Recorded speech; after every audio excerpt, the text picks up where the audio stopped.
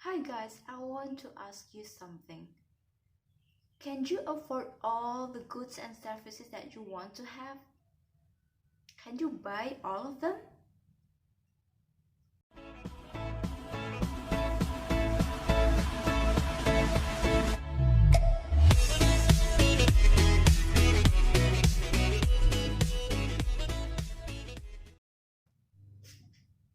Hi, welcome back to my channel with me, Inaya, in the introduction to economics class.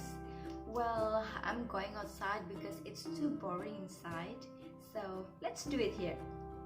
So in this video, we are going to learn about the basic concept of economics. And we can start it with the definition of economics. And then what about the scarcity? About the needs and wants, and also about the differences between microeconomics and macroeconomics, and the last is the differences between positive economics and normative economics. Okay, check this out. Okay, now you should know first, what is economics? Economics comes from Greek terms, which is oikos and nomos. Oikos means household and nomos means manage. So, economics is the household management. But here, household is not only the household that you used to know first. It is a father, mother, and children. No, household here is the economics actor. The economic actors consist of 4 elements: the household itself, the firm, the government, and also the society overseas. So the households here is the economy actors. So the management of household here means the management of all the economy actors to run their activities. We also can define economics as the study of how individuals and societies make decisions about ways to use scarce resources to fulfill wants and needs. Study of choice under conditions of scarcity. And what is scarcity? Scarcity is the situation in which the amount of something available is insufficient to satisfy the desire of it. Or we also can say that scarcity is a condition when unlimited wants and needs but limited resources. In the very first part of this video, I asked you, can you have everything you want in this world? Can you buy everything you want in this world? What is the answer? Can you buy anything you want? Well, unfortunately, the answer is no, you cannot. Why? Because all resources, goods, and services are limited. That's why we must make choices. People say that life is something between B and D, which is C. Life is between birth and death. What is it? C. Choice. Choices. So, in every time of our life, we need to make choices. That's why economics is also known as the art of choices or the art of making choices. Why we have to choose anything? Why we have to do making choices? Why can't we have everything we want? We make choices about how we spend our money, time, and energy so we can fulfill our needs and some of our wants. Well, is it different needs and wants, by the way? The answer is yes, it is different. Needs is stuff we must have to survive, generally like food, shelter, and clothing, and without having that stuff, we are going to die. That is need. How about wants? Wants is the stuff we would really like to have, like a fancy food, fancy house, a good brand or a popular brand clothing, big screen TVs, jewelry, also known as luxurious thing that sometimes or even we don't have it, we still can survive, or even we don't have it, we still can continue our life. That's the wants. To give you a better illustration, please look at the picture here. The plain water is your needs because your body needs fluids, needs water. But the coffee here, the coffee from a very popular restaurant and very expensive here, it is your wants. So basically, you only need a plain water, but sometimes you want something more. You want to buy a cup of coffee from your favorite restaurant, and it is more expensive than just a plain water. But basically, without this coffee, you still can live. But without that plain water, maybe you will die because your body needs water. That is needs and wants illustration. Our need may be limited, but our wants are very unlimited. That's why scarcity is always exist in this world. That's why also every person in this world faces a trade-offs. You can't have it all. So you have to choose how to spend your money, time, and energy.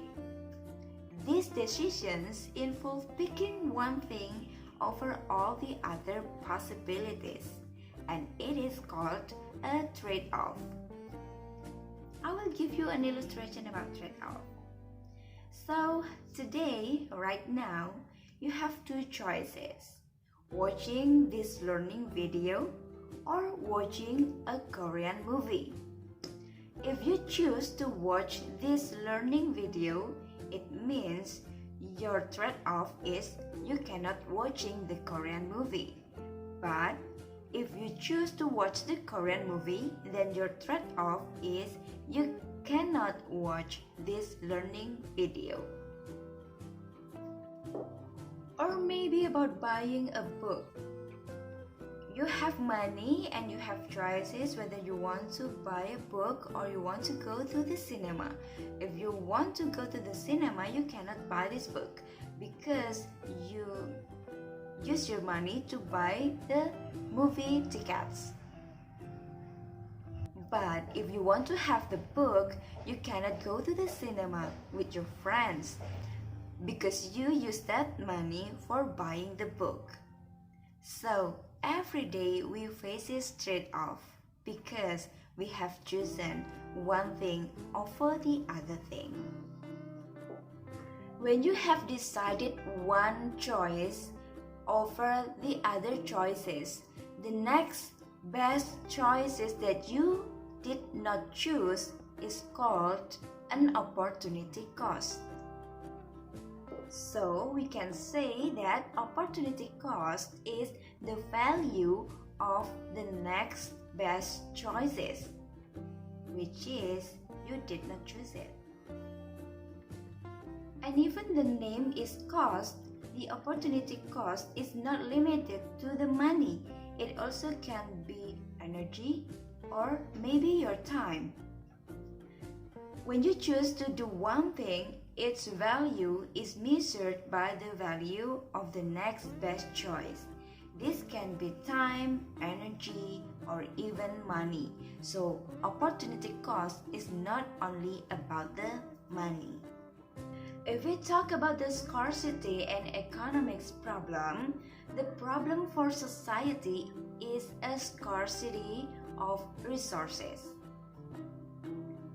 So, we have 4 resources in economics: land, labor, capital, and entrepreneurship.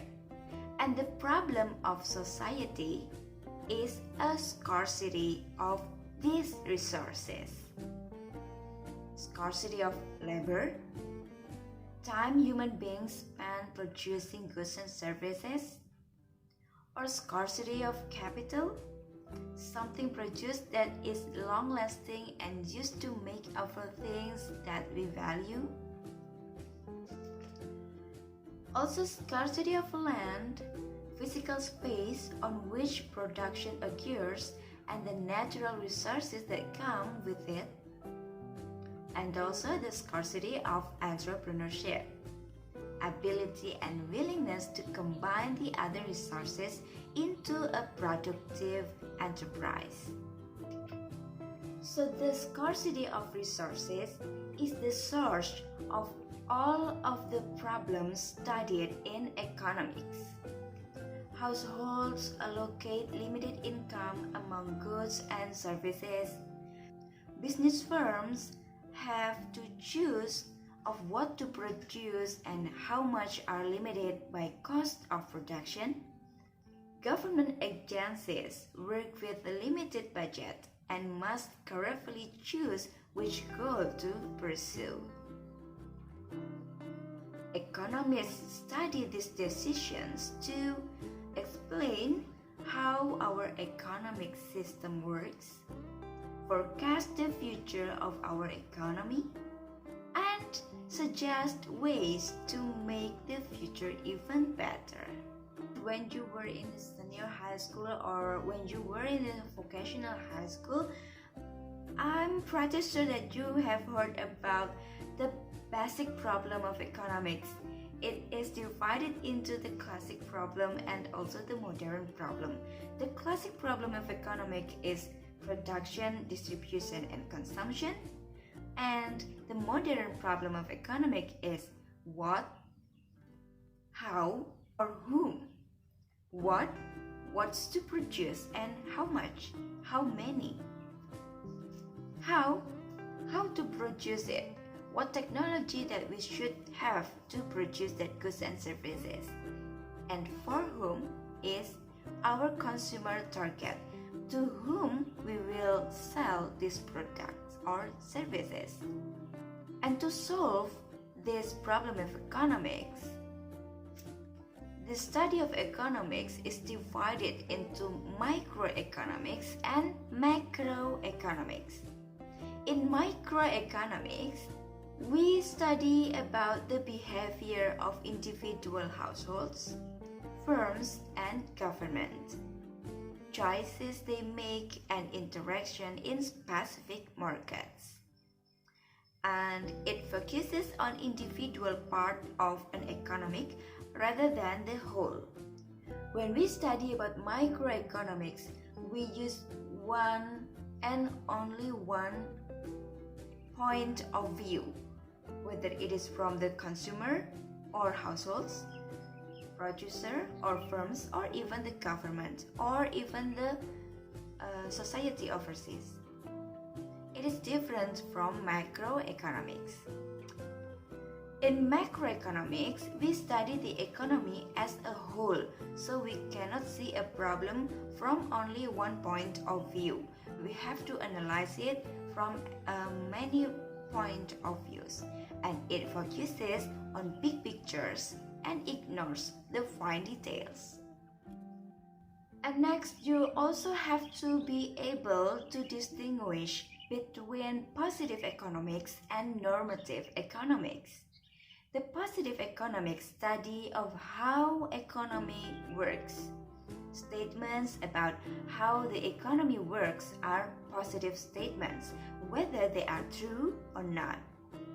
Accuracy of positive statements can be tested by looking at the fact and just the facts, and also with the data given. It is different from the normative economics. Normative economics study of what should be, used to make a value judgment, identify problem, and prescribe solution. Statements that suggest that we should do about economic facts and are normative statements. Normative statements cannot be proved or disproved by the facts alone. So, later on, when you read the economics news, you have to be able to identify which one is positive economics and which one is the normative economics. And why do you think you have to study economics? There are many reasons for it, but I will choose some of the most reasonable reasons to you. First is to understand the world better. You'll begin to understand the cause of many of things that affects your life. Trust me, it works. Second, to gain self-confidence. You'll lose that feeling that mysterious, inexplicable forces are shaping your life for you, because you have known the theory and the concept. Third, to achieve social change. You will gain tools to understand origins of social problem and design more effective solution. Fourth, to help prepare the other careers. You will discover a wide range of career deal with economic issues on many levels. And the last but not least is to become an economist.